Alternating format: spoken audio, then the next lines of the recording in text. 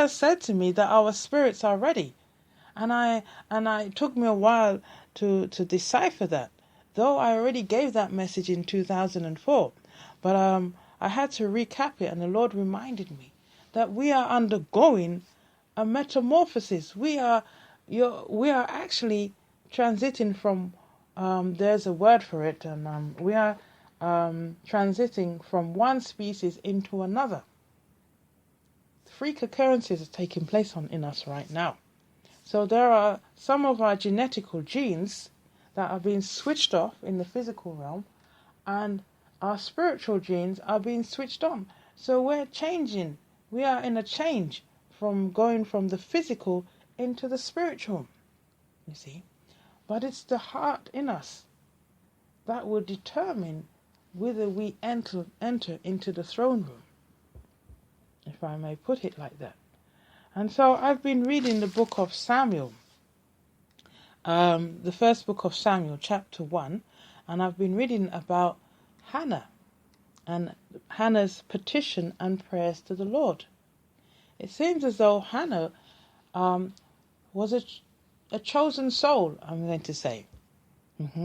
And it's as though the Lord had shut up her womb, and Hannah had an adversary who taunted her, who provoked her sore, you see.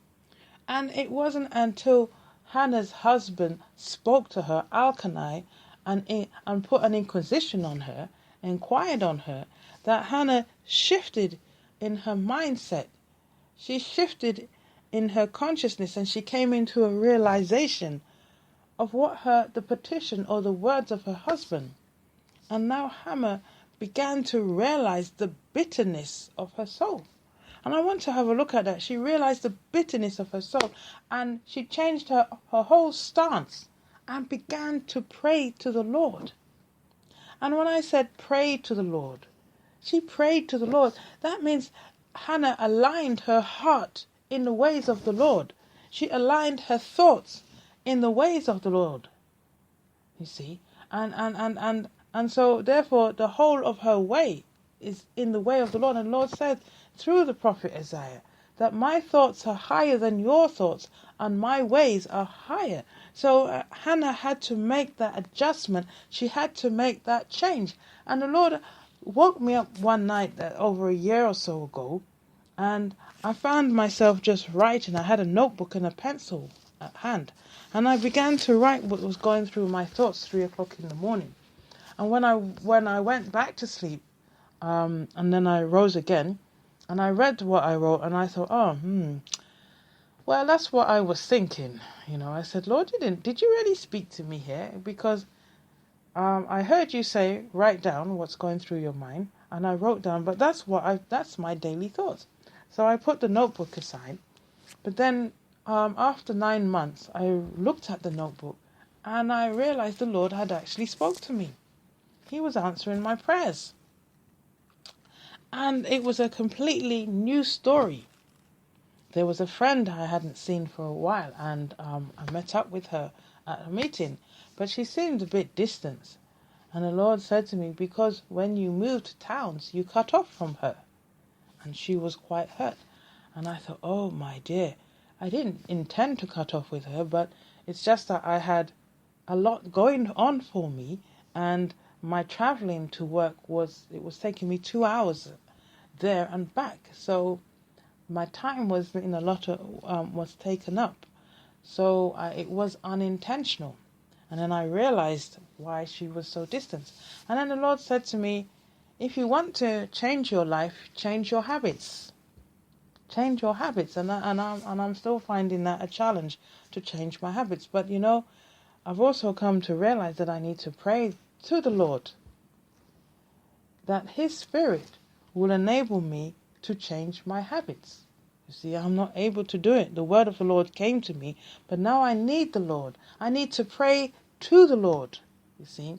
And I said it hasn't happened as yet for me. But then if we read Hannah in verse 9 and onwards, it came to pass. So I was saying that Hannah had to continue to pray into the Lord. So it was an ongoing progress. It was an ongoing growth and development. Hannah had to come into the light of the Lord to get the fulfillment of her petition to the Lord, her prayers. You see, and this is what the Lord wants. He doesn't want us to pray now for now. He wants us to pray continuously in Him. And as we pray to the Lord, then by His Spirit, as His Spirit hover over the darkness in us, then He will say, let there be light. In other words, He wants us to grow towards Him. He is our light. The Lord wants our soul to come out of the dust. You see, He wants our soul to come out of the dust towards Him. And now we will get the full girth of our development. We will begin to grow and develop. And you know, when the little shoot comes out of the dirt, we see a little shoot and it usually curls. And then it begins to uncurl. But with the daffodil, it just comes straight up. Yeah. And I'm thinking about the fern. When you go in the woods, you see the little fern come up and it's curled and then it straights up and then you see the leaf. Yeah. So now the leaf comes up first and then it begins to develop into a stem. And then from the stem you see other leaves coming out. And the leaves is what catches the sunlight to produce the food for the plant. And the stem continues to grow and the leaves continue to produce. And then we may get branches depending on the plant type in itself. And eventually it will get to a certain size where you will see it will send forth a bud. And then a blossom. Hey, and then we may get the fruit. We may get the fruit of the blossom. See, but in Hannah's situation, Hannah didn't bear fruit. She had the blossom because evidently her husband gave her a worthy portion. And we're taking it again from the first book of Samuel, chapter 1 of verse 1, all the way to, I'm going to take it to, I'm discussing within,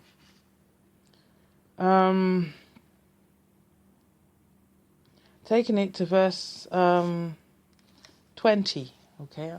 I'm talking within verse 1 to 20 here, you see. So Hannah, she shot up, she had her leaves, and she blossomed, but there was no fruit coming forth, you see. No fruit coming forth. So Hannah had an issue here, and it took her husband Elkanah to say to her, and that's verse 8. Then said Elkanah her husband to her, Hannah, why weepest thou? And why eatest thou not? And why is thy heart grieved? Am not I better to thee than 10 sons? Yeah. And it took Hannah to hear the words of her husband to make a difference.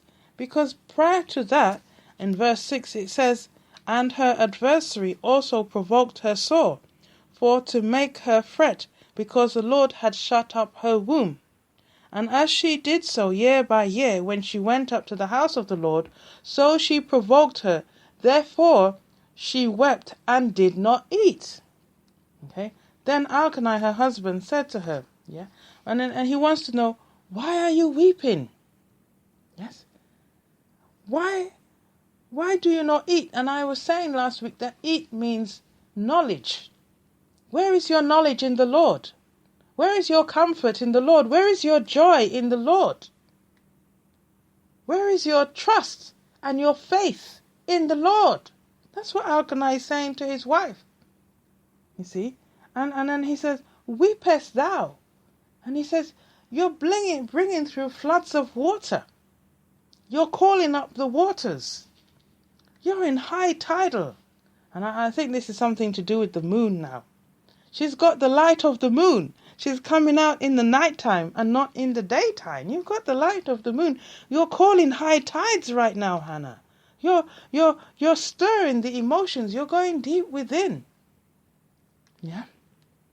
So he's saying something to her about the skies. There's something taking place in the skies right now. There is an outpouring of a promise in the skies. So Hannah, and he says, and why is thy heart grieved? You see. So Hannah, she was not in the Lord, I'm going to say. She was into her, to her adversary, or to the one that provoked her. And I was saying a couple of weeks ago that maybe she had a covetous heart. She wanted something that somebody else had, but she did not have. So the husband said to her, where is your trust in the Lord? Where is your obedience? And I won't say obedience because that's a bigger word. Where is your desire to surrender to the Lord and to wait upon the Lord? Because he knows best. You see? And the word of the Lord that came to me this morning is peace.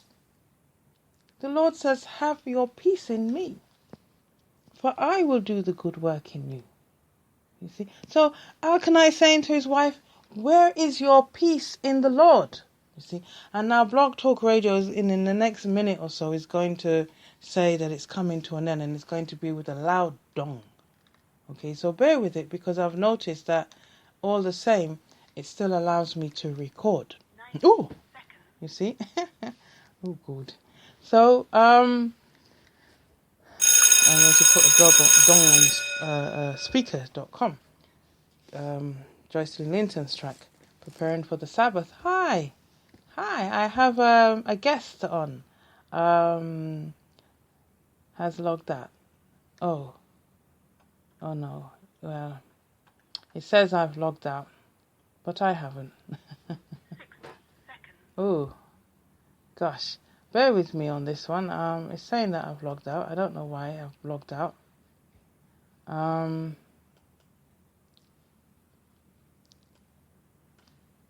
Okay.